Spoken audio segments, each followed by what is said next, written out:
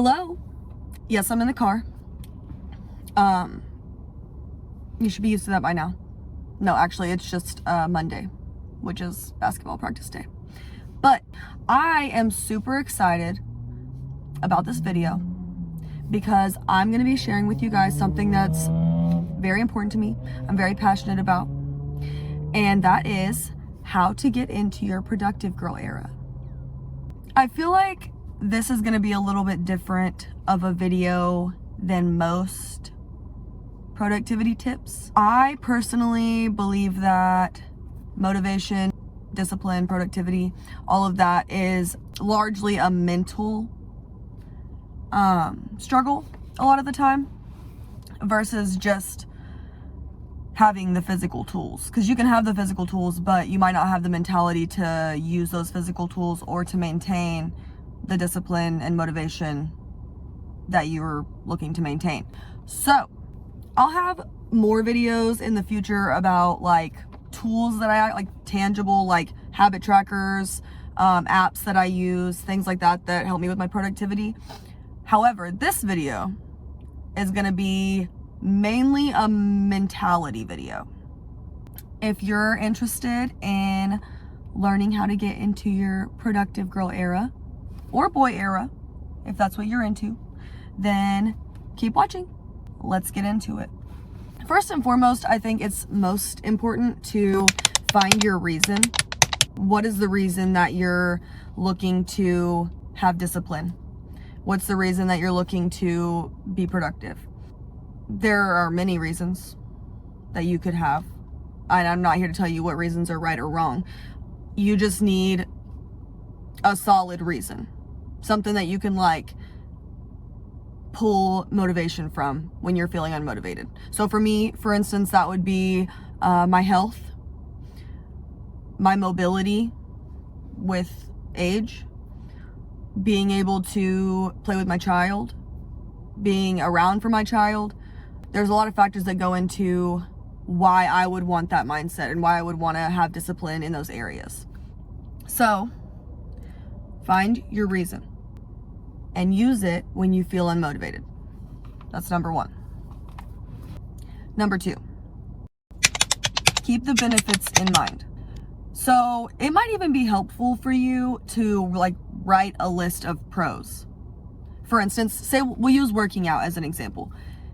Say you want to start working out and you want to exercise discipline in that. Write a list of all of the ways that that would benefit you. Like, write it down. I think personally, there's a lot of different ways in which we can do hard things today to benefit us tomorrow. And not only us, but our friends, our families, those around us. If you don't spend money today, you can save money and invest it and have it tomorrow. There's multiple different ways in which you can do things today that might not be the easiest thing or the thing that you want to do, but you can think about how that would be beneficial for you tomorrow. Not necessarily tomorrow, but like in the future. Number three, train your brain. This one's one of my favorites. I personally really enjoy a challenge. I really enjoy like soaking up information or testing my limits. Doing hard things takes practice. It's okay to not know how to do them at first or to be an amateur in that area and grow there. I personally really enjoy that. I don't necessarily enjoy being an amateur, but I enjoy the growth aspect, seeing my own progress and pushing myself past what I thought that I could do. So doing hard things takes practice. So practice. This is another reason why I really love this point. I'm sure that all of you know who David Goggins is. Navy SEAL? Crazy athletic man? Okay. He was on a podcast. I think it was the Huberman podcast, but I'm not 100% for sure, so I will link it below. However, he was on a podcast that I was listening to, and it was talking about the anterior mid-cingulate cortex. I hope I said that right. It's a part of your brain that you can grow your willpower. So what that means is, by doing things that you don't want to do, that you don't enjoy, that you're not like, oh, I want to do this. By doing things that you actually don't want to do, you can grow your willpower. However, that is conversely related as well. So not only can you grow it, if you don't continue to grow it, it will shrink. But David Goggins practices this by running 13 miles every single day. I am not David Goggins, personally. I don't like to run. But because I don't like to run, I do my warm-up for my workouts is a 10-minute high-intensity interval training on the treadmill. Running. Because I don't like to run. Because I don't want to run. Actually, all the days. I don't want to do that. So I make myself do that. You can do that too. Just, if you know something's good for you and you don't want to do it, you can still do it. It might not be easy. You might not love it. You're growing your willpower. Number 4, you don't have to want to. A lot of the time, it's more about what's in our best interest versus what we want. I could want to eat a piece of chocolate cake right now, but that doesn't mean that that's in my best interest or that's what's good for me or that it's beneficial. I could want to go drink some alcohol. That doesn't mean that's good for me. That doesn't mean that's beneficial. So I think a lot of times people will use listening to themselves as giving into their vices or giving into the part of them that is unmotivated or doesn't feel like doing X, Y, or Z. So say you don't feel like going to the gym and you're like, oh, well, I'm going to listen to myself and my body and I'm tired, so I'm not going to go to the gym. There's a lot of times that your mind will play tricks on you and manipulate you, and your bad habits will come to fruition that way. So it's very important to distinguish between when your mind is playing tricks on you and when you're actually listening to yourself. You don't always have to give in to what you want. I'm going to say that one more time. You don't always have to give in to what you want. So maybe you don't want to go to the gym. It's a different story if you're sick or you hurt your leg or whatever the case. If it's a physical ailment, okay. Or say you're having a bad mental health day. That's okay too. I'm not saying it's bad to listen to yourself in those ways. I'm just saying that can very much so become a crutch if you give in to that too many times. Number 5, find things that encourage you along the way. Personally, I really dove into podcasts. So that's where I found the David Goggins podcast. And then self-help books, I just finished reading. Atomic Habits, I read You Are a Badass. I'll link them down below. But yeah, I've read some self-help books recently, and then I also got the Shadow Workbook. I'm sure all of you have seen that, but if not, I'll link that down below. That was really helpful as well. I also am a quote lady. I love me a good quote. I have notebooks full of quotes. A recommendation too, if it's helpful to you, take a quote on a sticky note and stick it on your bathroom mirror. So when you wake up in the morning, you'll see it and it'll inspire you to be driven, be motivated. I also like to surround myself with things that inspire me. So whether that be artwork, that could be just decorating my environment in a way that feels peaceful to me, that feels inspiring to me. I like to optimize my environment, whether that be my desk at work, my bedroom, my kitchen, whatever the case. I like to romanticize that. Just makes me feel like all fancy. You can do a multitude of things. Put a quote on your background on your phone. wake up every morning and listen to some affirmations. Just find something along the way that can continue to motivate you as you're going, on top of the reasons that you found initially. Number 6, do the hard thing even on your bad days. This is an area that I have seen myself grow very much in the past year, I would say.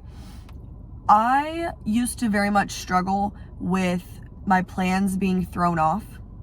So say I woke up late for work. I would want to throw the whole day away. I'd be like, you know what?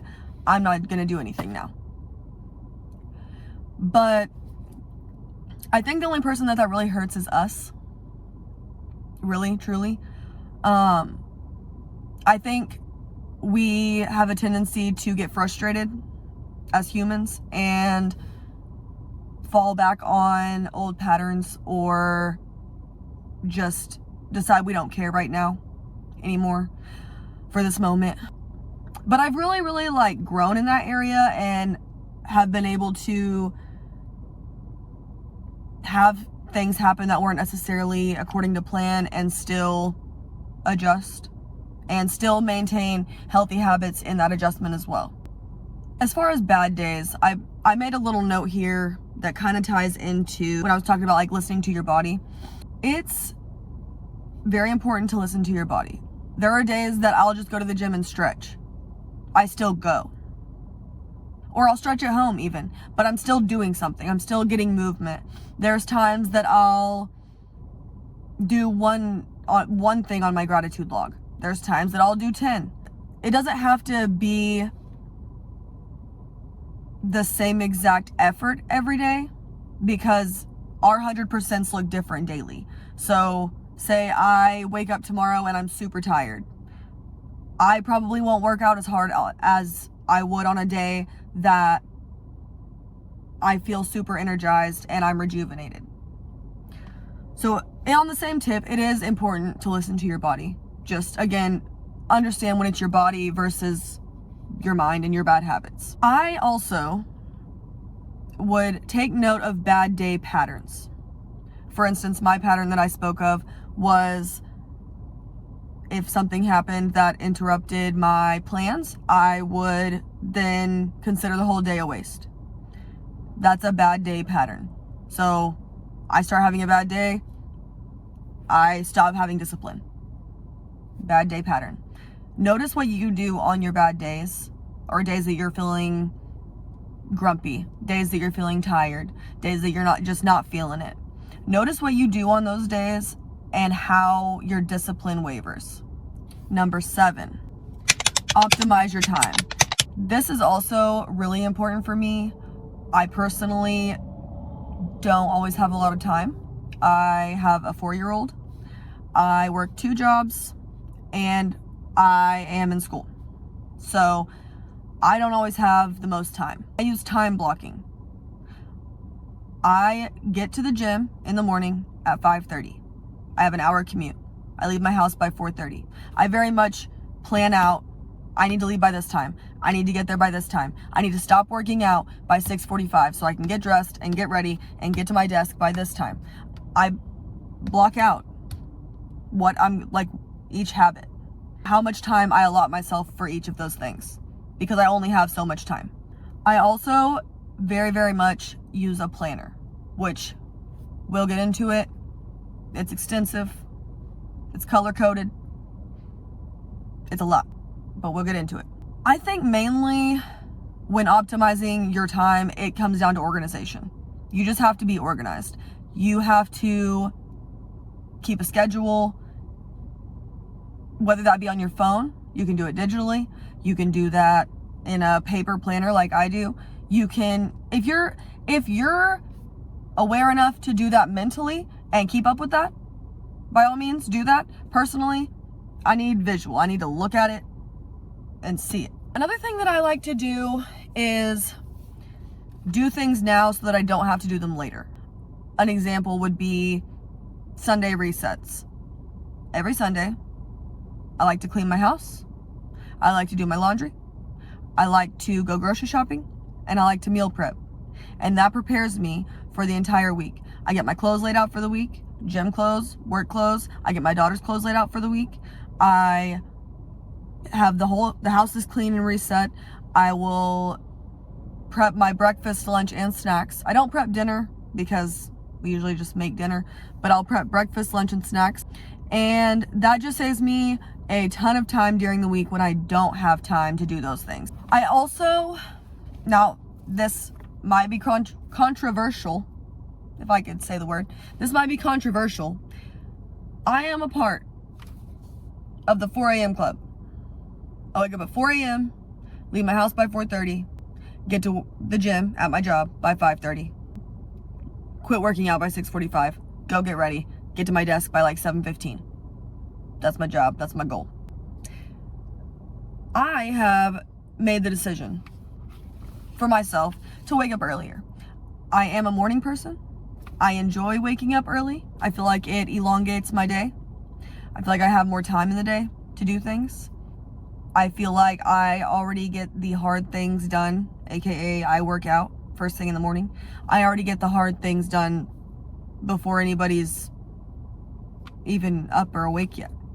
So, I personally really enjoy it. I'm not saying that that is mandatory, but wake up 30 minutes earlier. Wake up 15 minutes earlier. Give yourself a little extra time so you're not rushing and you can actually think through the plan and execute it effectively. I find personally when I'm rushing, I forget things. So, give yourself a little extra time in the morning. That's just my advice. You don't have to. Wake up at the last second if you want. I'm just saying, I go to work at 8 and I wake up at 4. I like a good chunk before I even have to be at work. Number 8, romanticize your routine. I kind of spoke about this as far as like your environment. This might sound crazy. When I go to work, I'll put on my headphones and I will play lo-fi beats in my headphones while I'm doing my job. And it personally makes me feel like I'm in a little vlog. I know that sounds crazy, okay? However, that's just a way that I romanticize my experience. I'll be at work and I'm just in a little vlog. I'm just doing my work, but I got my little lo-fi beats in my ear and I'm like, this is cool. It just makes the experience a little more enjoyable for me. I also really love to incorporate, for instance, I love oatmeal. I'm trying to be healthier, so I've started making overnight oats. Incorporate foods that you like. Incorporate drinks that you like. Find healthier recipe options for those foods or drinks that you like. Try new things to see if you like that. Another point that I made here is to do things that make you feel good.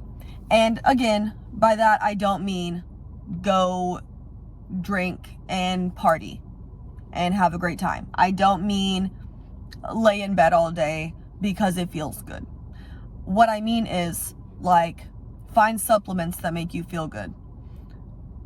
Do things in your day that make you feel accomplished. Like you've done hard things, like you've accomplished something. Do things that make you feel good that are healthy for you, that are beneficial for you. Not just things that make you feel good. Number 9. This is a big point for me because I personally don't like to say things that I don't mean. So once I tell someone something that I'm gonna do something, then I almost force myself to do it, if that makes any sense. Because at this point now I'm gonna look like I'm not a person of my word because I told you I was gonna do this. So I personally would at least tell a friend, a family member, someone that you know that could keep you accountable, and they might not even know that they're keeping you accountable. There's plenty of people in my life that don't even know that I told them that I'm gonna do this, so now I have to do this. They're not in my ear like, oh hey, did you work out today? It's just the fact that I told them that and I know that, so I'm gonna stick to that. I feel like that's a way that I've found that fosters accountability and commitment and staying true to what you said you were going to do and being a person of your word. For me, it may not work for you. That's okay. If it does though, works for me. Number 10, make small adjustments as you go. Not everything that works for me is going to work for you. Not everything that works for you is going to work for me. We're all different humans. We all have different needs. We all have different goals. So my advice would be to try different things and see what works. See what you enjoy. For instance, you might not even know that you enjoy Pilates. And so you try a Pilates class and you're like, oh, I actually really like Pilates. And you're not really a fan of strength training. So you decide to go to Pilates. You wouldn't know that unless you tried Pilates. So try new things and see which avenue works best for you, and then look for ways to optimize that. Look for things that don't work for you and find alternatives, or find ways to tweak those things that do work for you. A tweak that I've just made recently, I was taking my greens and my creatine with me on my drive in the morning, and I would take them in the car. However, I've recently just started making them at home, taking them really quick, and then leaving the house. So there's not even a question. I just take them as soon as I make them, I just take them, because that's something that's kind of difficult for me to do. So in the car, I kind of struggle. I'll talk myself out of it, which I always end up taking them, but I just like slow play, procrastinate, all that.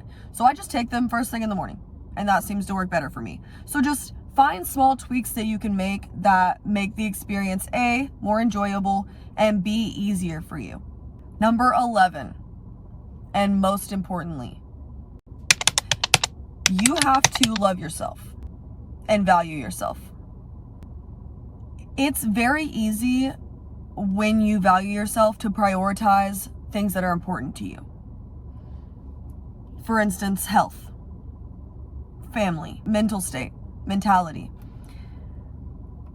It's also a lot easier to keep the commitments that you make to yourself. A lot of times when we don't value ourselves, we'll make a commitment to ourselves and then we don't care enough to keep that. And I find the more that I value myself, the more that I value holding my word to myself and showing up for myself, because that's important to me. Another thing that helps you do too is to prove that you can do hard things. It's very motivating for me when I've worked out in the morning and say I encounter something throughout my day that is difficult. I've already done something hard today. I already have proof in my brain that I can do something hard today. I've already done that. So this is nothing. I've already done the hard things. It gives you concrete evidence that you can accomplish things, that you can overcome obstacles, that you can push past adversity. Love yourself enough to make your future easier. Love yourself enough to think about yourself in the future and what would benefit that you right now. And in a lot of ways, that's probably health, mentality, wellness. So yeah, that is my 11 ways to enter your productive girl era. I really hope you guys enjoyed the video. I hope that you could find something that is helpful to you. If you have any other video ideas or things you want to see, you can leave them in the comments below and I will see what I can do. I will see y'all next time. And follow my Instagram. It's allthings_Aria. I'll put it right here. I post reels and workout things over there as well. I'm also going to be posting quite a few more videos like this, like tips, tricks, how-tos, a lot of productivity, planning, things like that. So if that's something you're interested in, please subscribe, like, and turn on the notifications so you can be notified when I make a post.